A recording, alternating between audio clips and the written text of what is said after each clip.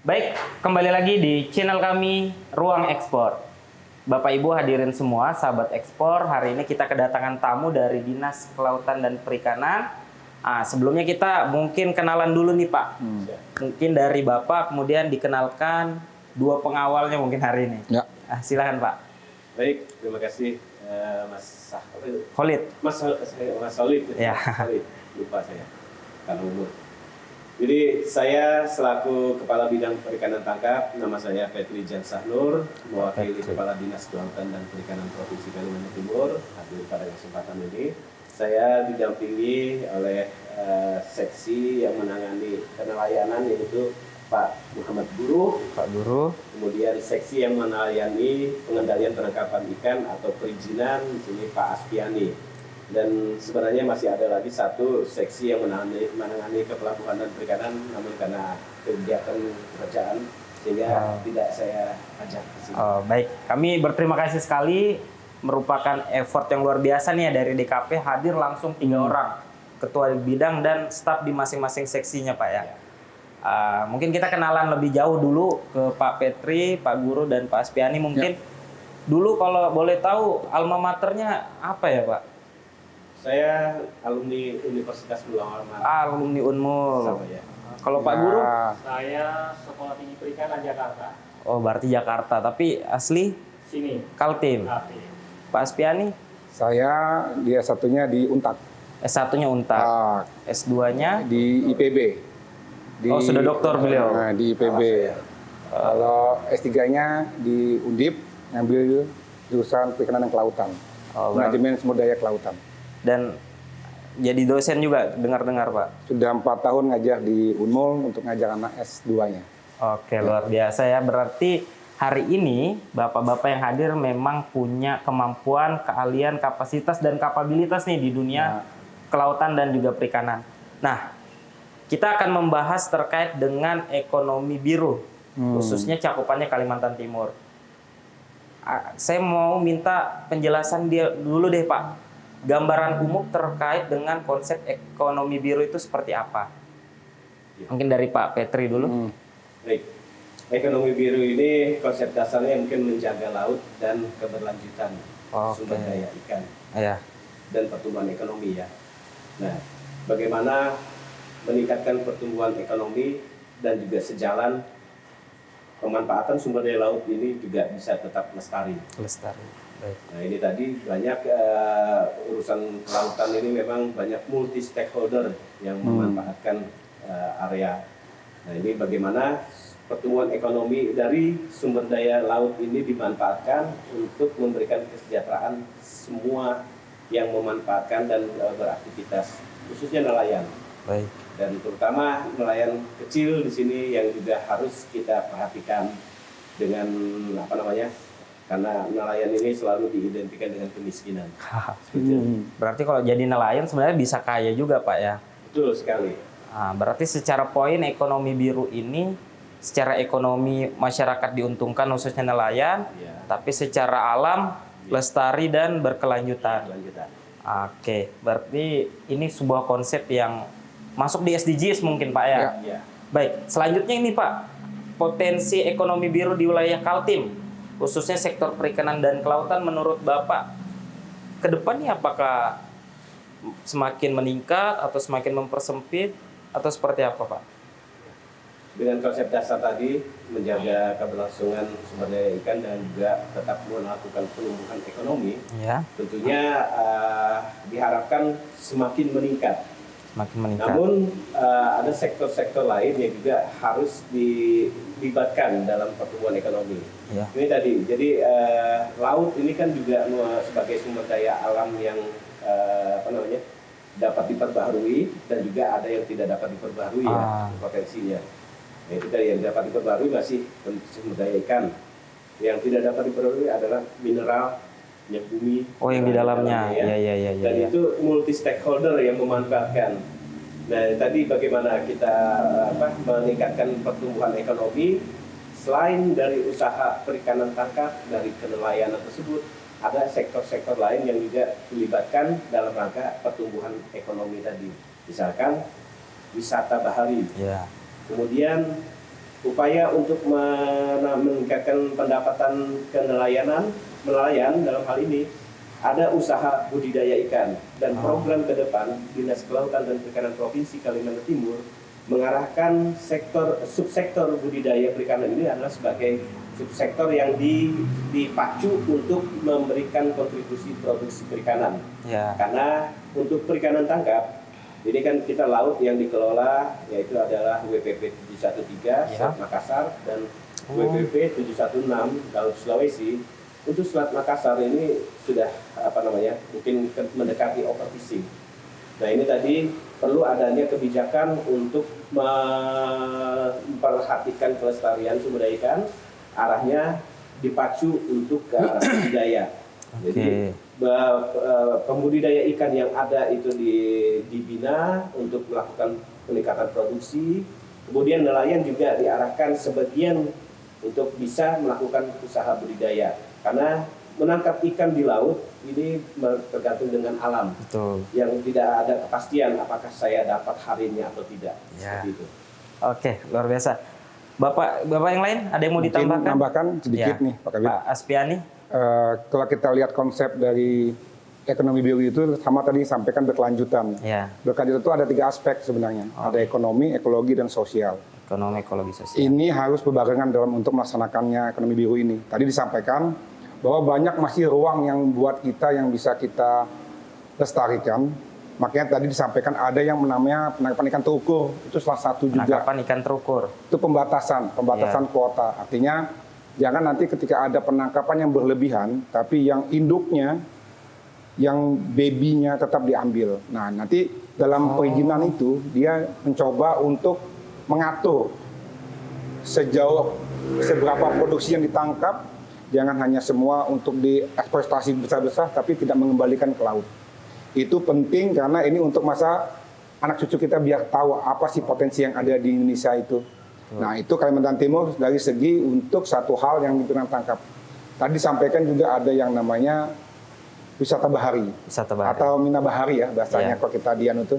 Itu penting karena Kaltim itu mempunyai kawasan tumbuh karang yang sangat luas. Dan ini juga satu potensi yang bisa dijaga. Tadi menjaga laut yang berkelanjutan tadi sama, bukan hanya dari segi biota pun tetap kita lestarikan. Ya. Dengan meningkatkan bahwa juga ini bisa menarik pekerja-pekerja nelayan kita bisa ikut dalam berpartisipasi untuk meningkatkan ekonominya. Betul. Itu mungkin yang kalau konsep yang lebih adanya. Oke, itu tadi konsep ekonomi biru ya. Ya. Nah, kalau bicara ekonomi berarti kita akan bicara tentang nelayannya. Ya. Sejauh ini nih Pak, apa sih tantangan yang dihadapi oleh nelayan kita nih? Kalau kan banyak statement mengatakan kalau nelayan itu ya kalangan menengah ke bawah. Nah, apa sih sebenarnya tantangan yang membuat nelayan kita mungkin terjebak di situasi ekonomi yang seperti itu? Ya, saya dulu ya. Betul. Jadi tantangan kita ini nelayan kita masih sebagian besar berpendidikan rendah. Pendidikan. Ya, pendidikan rendah ini tentunya berdampak pada pola pikir dalam mengelola usaha. Bagaimana supaya bisa maju itu kan masih mungkin terbatas. Ya. Kemudian juga struktur permodalan yang masih tingkat ketergantungan dengan pemodal. Itu yang menjebak mereka mungkin sehingga kurang bisa mengelola dengan baik usaha dan tidak sebanding dengan resiko yang dihadapi dengan hasil yang didapatkan. Ya. Kemudian juga keterbatasan sarana prasarana. Ya mungkin kalau untuk nelayan kecil ya.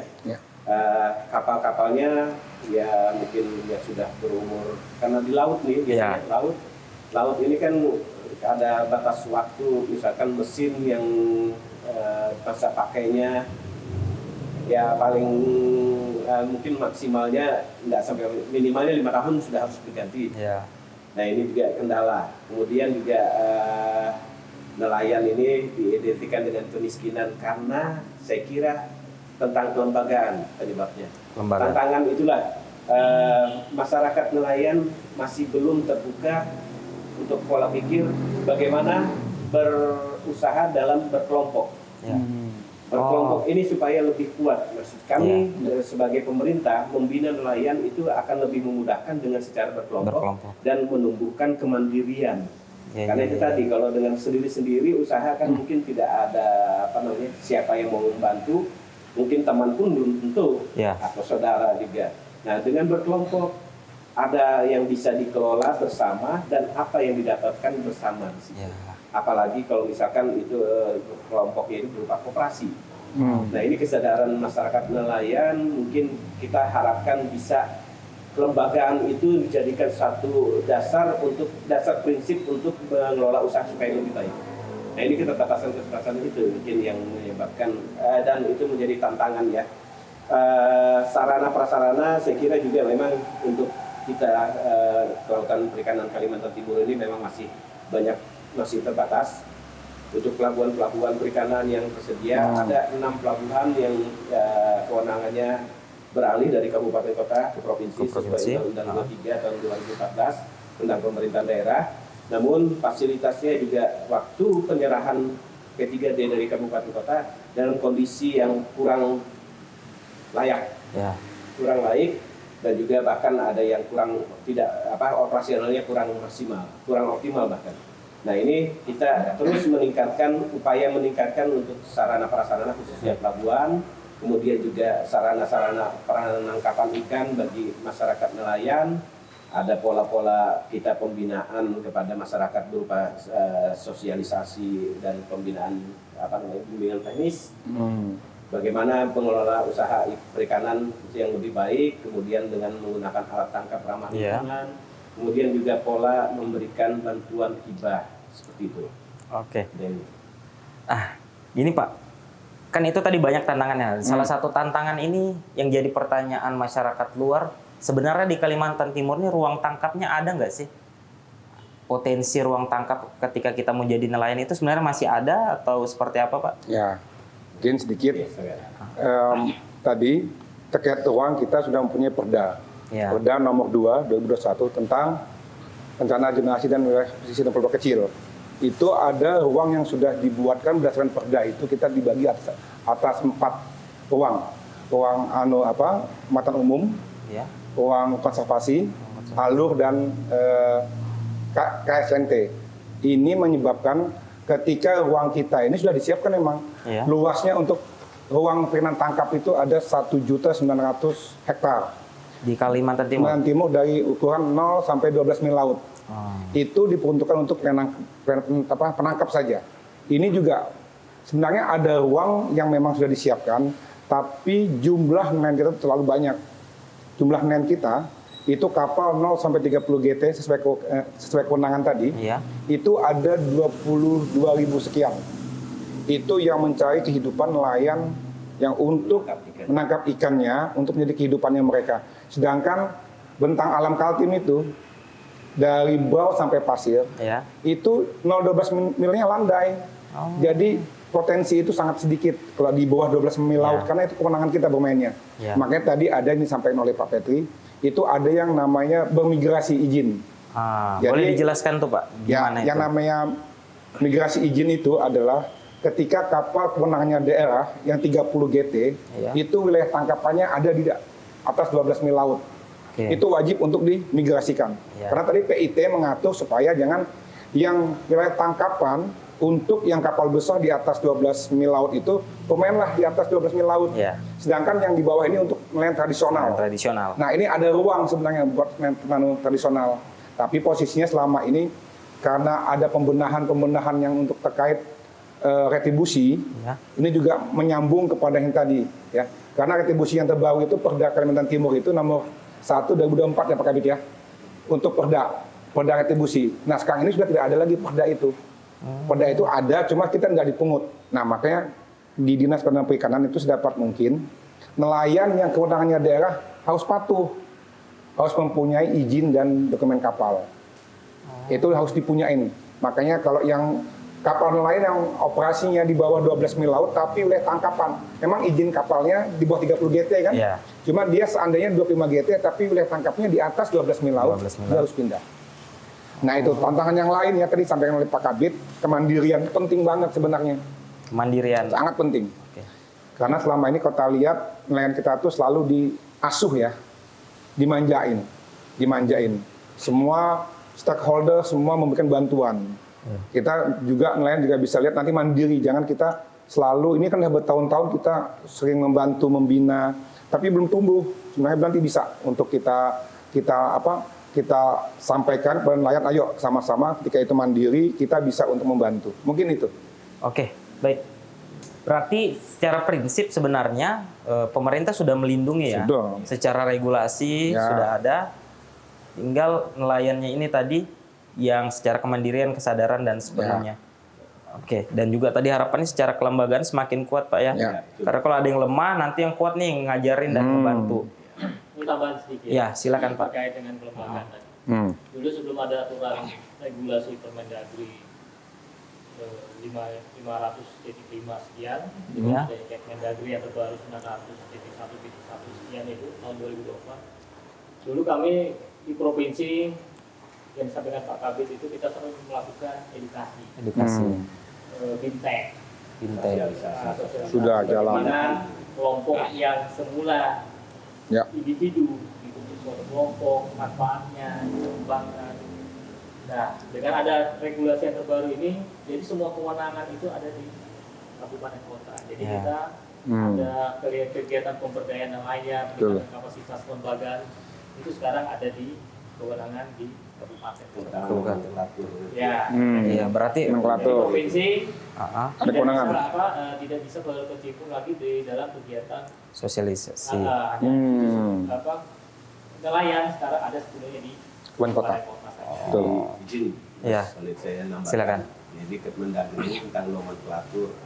Kan, Panjang. jadi ini berkaitan dengan sistem penganggaran. Nah, Oh. SPD. Sistem penganggaran ini sudah Ini kan- dibagi kewenangan. Kita kan ada Undang-Undang 23 2014, terus PP 27 tahun 2021. Ini tentang dalam bidang kelautan dan perikanan. Ya. Turunlah ini Kemendagri ini tentang sistem penganggaran. Ya. Nah, kita di wilayah 0 sampai 12 mil dalam rangka tadi yang pembinaan untuk masyarakat nelayan laut. Nah, untuk yang wilayah perairan daratan ini kabupaten kota. Nah, dalam Kemendagri yang disebutkan saya panjang itu nomor 500 berapa? Ini pembinaan kepada nelayan ini ada kewenangannya di kabupaten kota dalam Kabupaten sistem kota. penganggaran. Jadi kalau misalkan kami untuk melakukan mau menganggarkan itu tidak bisa masuk. Oh. Karena nomenklaturnya ada di Iya, kabupaten iya, kota. iya. Nah, ini juga kayak kita meminta kepada peran kabupaten kota setelah kami melakukan pembinaan baik itu berupa pembinaan secara bantuan kemasyarakatan, kemudian juga bagaimana mengelola laut dengan pengawasannya. Ya. Nah, ini kabupaten kota juga turut berperan andil dalam membina masyarakat sebagai masyarakat nelayan ini kan langsung di kabupaten kota. Kalau provinsi ini kita ini skup luasnya, tapi tidak punya nelayan. Kita ini lintas koordinasi dengan kabupaten kota. Nah, kabupaten kota ini yang harusnya mengambil peran juga lebih intens dalam pembinaan kepada masyarakat nelayan. Jadi kita sama-sama bersinergi, berkolaborasi dalam melakukan pembinaan kepada masyarakat. Oke. Baik, memang berarti sekarang dan ke depan kabupaten kota ini Pak ya yang singgungan secara langsung dengan nelayan-nelayan yang ada di wilayahnya. Oke. Kita coba, kan ada ya kalau di rekayasa habitat itu kan ini kita bicara ekosistem dan ekonomi biru. Nah, gimana menurut Bapak terkait dengan rekayasa habitat berupa rompon? Apakah sepakat, ada kurang, ada lebihnya? Ya, ada positif, ada negatifnya, kan biasanya begitu. Ya. Kalau dari tanggapan Bapak-Bapak nih, mungkin Pak Petri, Pak Guru, dan Pak Aspiani.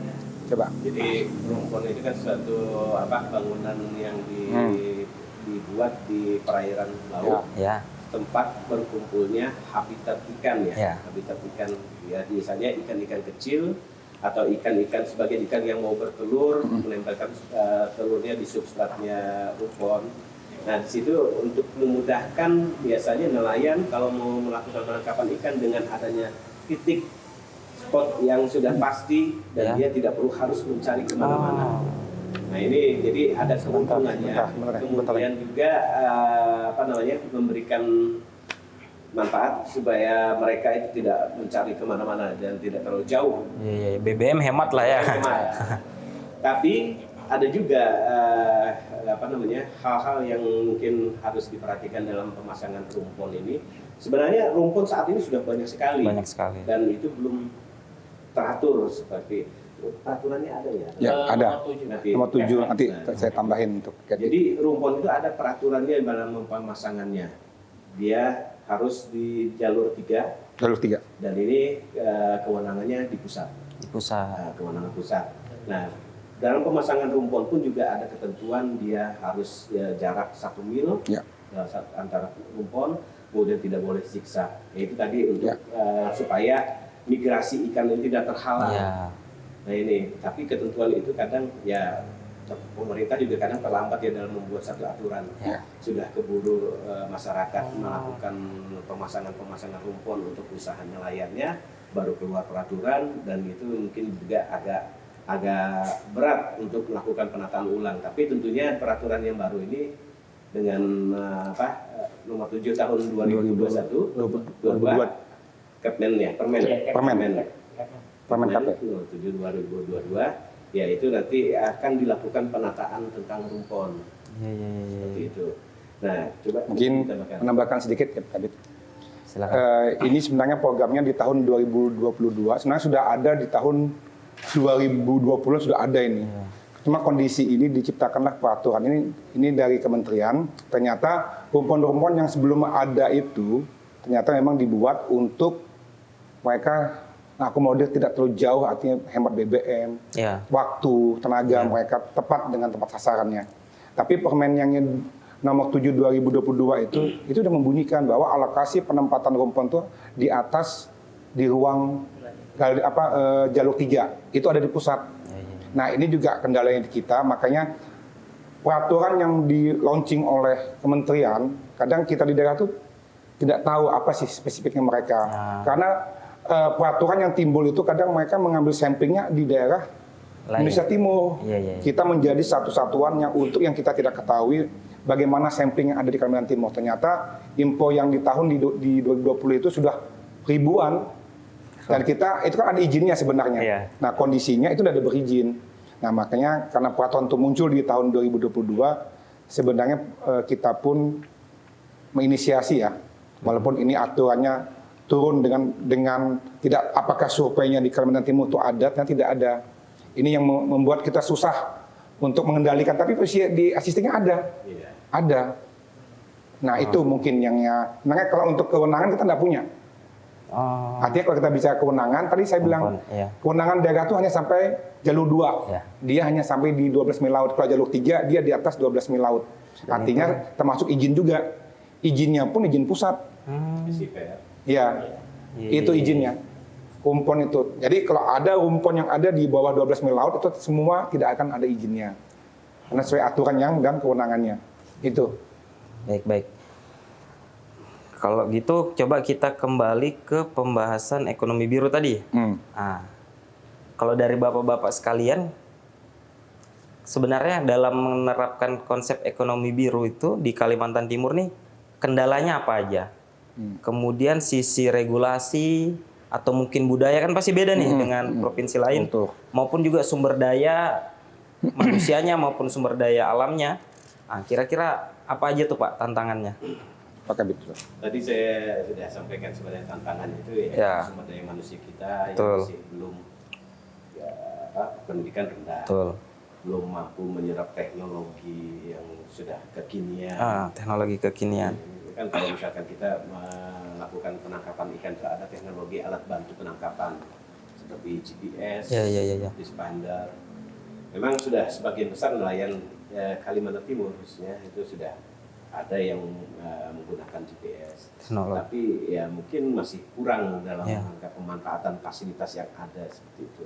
Dan ini masih juga banyak yang belum menggunakan seperti itu. Kemudian juga tantangannya illegal fishing.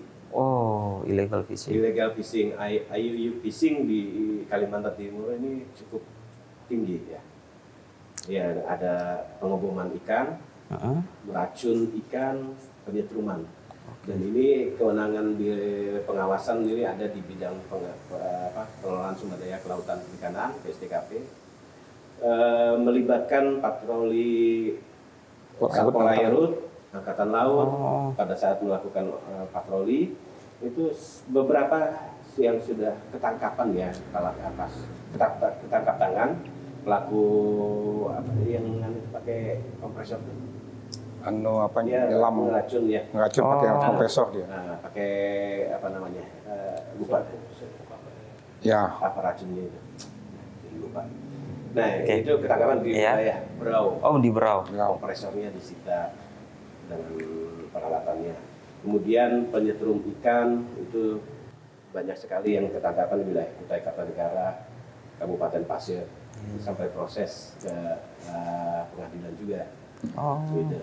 Nah, ini juga mungkin upaya-upaya yang dilakukan baik secara melakukan penegakan aturan, Ya. maupun secara persuasif dilakukan. Oke. Jadi pelaku-pelaku illegal fishing ini diarahkan untuk kembali menggunakan alat tangkap ramah lingkungan dalam upaya penangkapan ikan, seperti dibantu dengan arahnya itu alat tangkap yang sesuai dengan karakteristik lokasinya, misalkan geonet atau mungkin pancing. Nah, itu arahnya Dinas Kelautan Perikanan Provinsi Kalimantan Timur.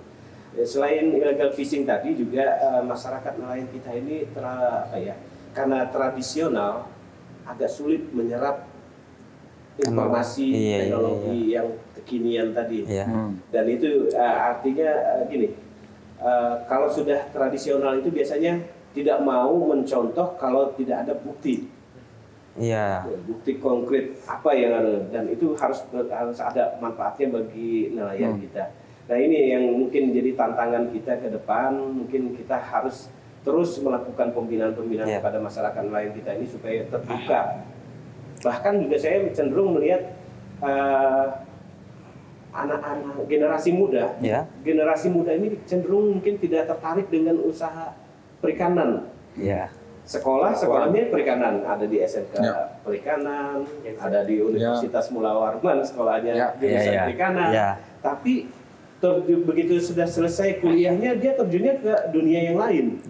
Padahal dunia perikanan kita ini justru memiliki potensi usaha yang luas dan memberikan manfaat keuntungan yang cukup signifikan kalau memang dikelola dengan baik. Nah, ini tadi, jadi ke depan saya sudah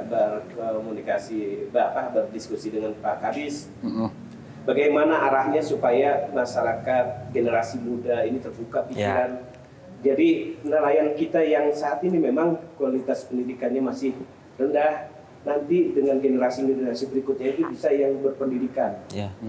Saya masih sedikit sekali menemukan masyarakat nelayan beraktivitas itu ada latar belakangnya pendidikan S1. S1 yang di lapangan ya. Dia tidak terjun langsung, tapi ikut berperan mengelola usaha itu.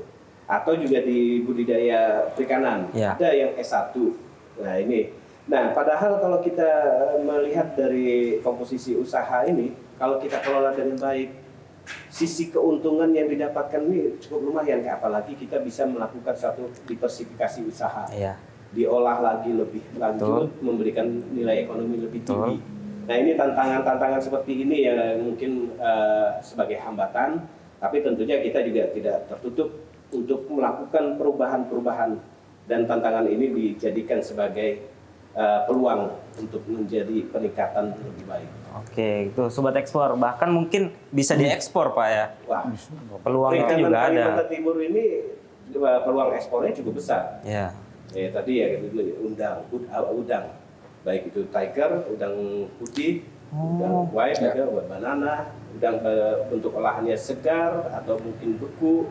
Ada yang juga direbus dan dibekukan. Selain udang itu ada ikan kerapu hidup, kemudian juga kepiting, rajungan juga. Nah, ini masih banyak lagi rumput laut. Nah, rumput laut ini memang volume ekspor yang terbesar itu karena dia bentuknya bentuk rumput laut, jadi volumenya kelihatan besar, tapi volume kering gitu. Ekspor. Nah, ini memberikan komposisi pendapatan kalau devisa. Kalimantan Timur, khususnya perikanan Kalimantan Timur itu cukup besar itu ekspornya. Mungkin nambahkan sedikit Ya. Pak Kabit. Silakan. Artinya tantangan itu jangan hanya semata-mata hanya Dinas Pertanian Perikanan Provinsi yang Ya. untuk menyambut nih ya, untuk kita mengangkat semua nelayan. Kita masih ada yang namanya perguruan tinggi kan. Kita juga masih bisa nanti berkolaborasi semua birokrasi. Pemerintah kota juga stakeholder yang terlibat harus ikut dalam menaungin itu. Ya. Karena ada kasus yang pernah terjadi. Itu para ini tadi disampaikan kenapa generasi kita tuh enggan untuk bicara tentang perikanan. Ya. Padahal kampusnya ada tadi kan. Ya. Karena masalahnya tadi mungkin dianggap kurang seksi tadi untuk kehidupan mereka. Karena mungkin ini dikelola yang belum sebenarnya kan. Karena Indonesia, khususnya Kalimantan Timur ya, itu sudah ruang laut, ruang daratnya sudah tidak bisa dieksploitasi lagi, harus ke laut. Iya, iya, iya. Nah ini penting, Betul. karena tambang, hutan, kita sudah ditutup. Nah jadi bagaimana untuk memberikan kepada nelayan tadi, ya bukan hanya kita perikanan, tapi semua stakeholder termasuk kata Pak Kabit itu Perindakop. OPD Opodelen itu harus ikut berkolaborasi untuk membantu. Perindakop. Nah itu bisa dibantu tadi. Kalau kita hanya bicara tunggal, hanya perikanan itu hanya bicara biota yang bersifat laut. Ya. Itu yang poin utamanya. Kalau masalah kelembagaan itu ada bidang sendiri dari yang membantu. Jadi berkolaborasi itu penting, kata kuncinya kan. Ya. Nah itu yang bisa kami sampaikan Pak. Nanti jika nelayan itu ingin maju, semua harus bersama-sama untuk memajukan itu. Oh, baik. Keterlibatan stakeholder Betul. terkait. Iya. Jadi mau izin menambahkan. Ya, silakan Pak. Ya selain di stakeholder terkait ini ya dari OPD, misalkan Perindakop, untuk Ya. kelembagaan, koperasi, kemudian LSM kemasyarakatan tentang yang berfokus kepada HNSI perikanan, bisa HNSI, ikut bantu untuk kita YK, Dekan. CSR, Semua itu. dan perusahaan-perusahaan Iya, juga iya. bisa ikut terlibat swasta Ya. ya dalam hal ini bisa memberikan peran juga untuk bagaimana menumbuhkan masyarakat nelayan ini bisa Ya. lebih sejahtera. Baik, berarti memang potensi perikanan kita untuk peningkatan ekonomi masyarakat tinggi Pak ya, Iya. Kaltim ini. Nah, harapan terakhir nih Pak, ini terakhir, harapan Dinas nih dalam menjaga keseimbangan antara Baik. ekonomi, kelestarian lingkungan dan juga kesejahteraan nelayan. Nah, Jadi mungkin untuk hal ini kita mengharapkan bagaimana nelayan itu bisa sejahtera dengan tetap memperhatikan kelestarian sumber daya ikan. ya, Ya tentunya menangkap ikan ini dengan menggunakan alat tangkap ramah lingkungan, mengikuti aturan-aturan yang dibuat oleh pemerintah karena tujuannya pasti bukan untuk pada orang lain, pasti untuk nelayan juga. Peraturan dibuat ini supaya bisa kelestarian itu terjamin sampai ke anak cucu. Kemudian juga untuk pertumbuhan ekonomi, bagaimana nelayan ini bisa terbuka dengan pola pikir yang lebih luas, menerima informasi dan diserap, kemudian diuji diterapkan. ya, Diterapkan.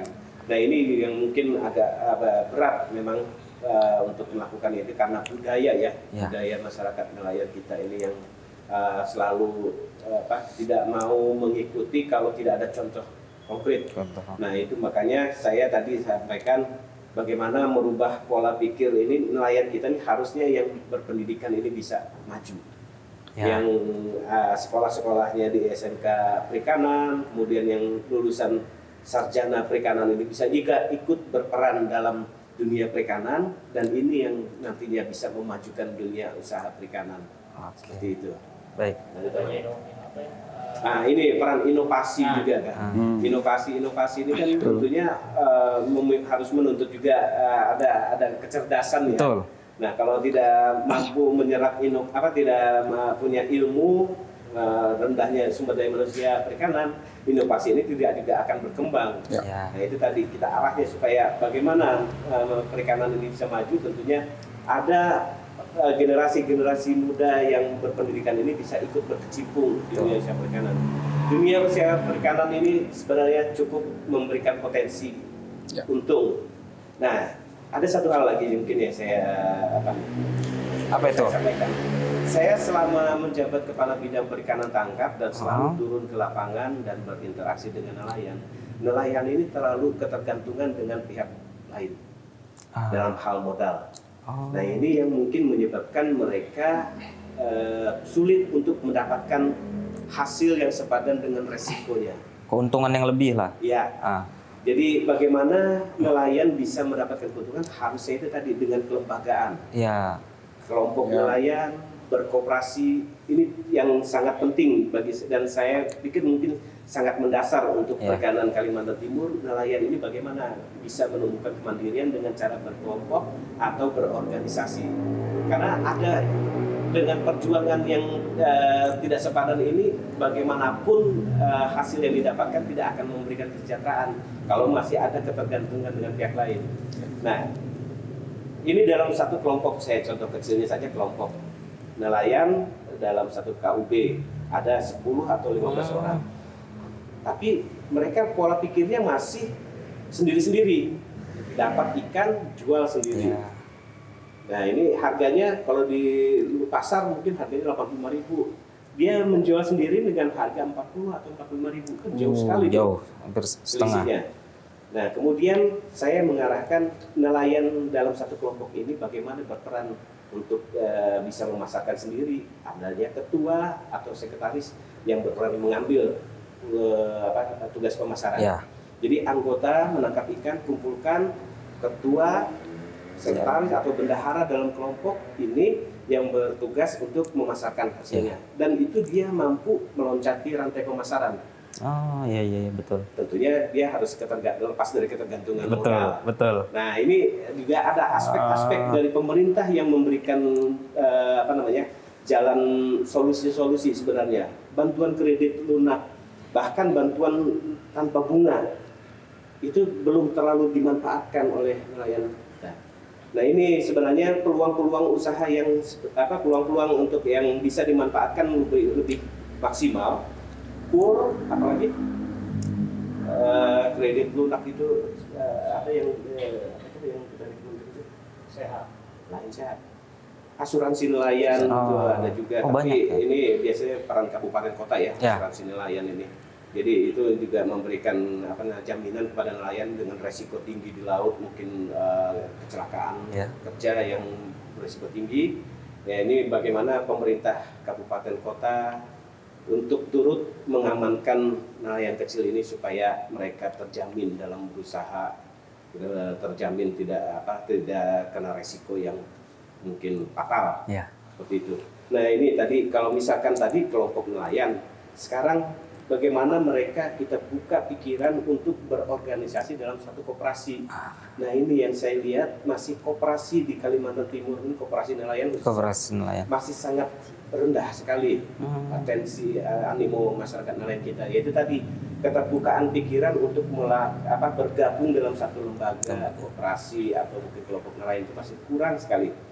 Ini penting sekali kita selalu untuk membuka pikiran. Saya selalu di lapangan itu cobalah Pak, saya bilang dengan berkelompok ini jangan hanya untuk mendapatkan bantuan, tapi bagaimana dengan berkelompok ini menumbuhkan kemandirian.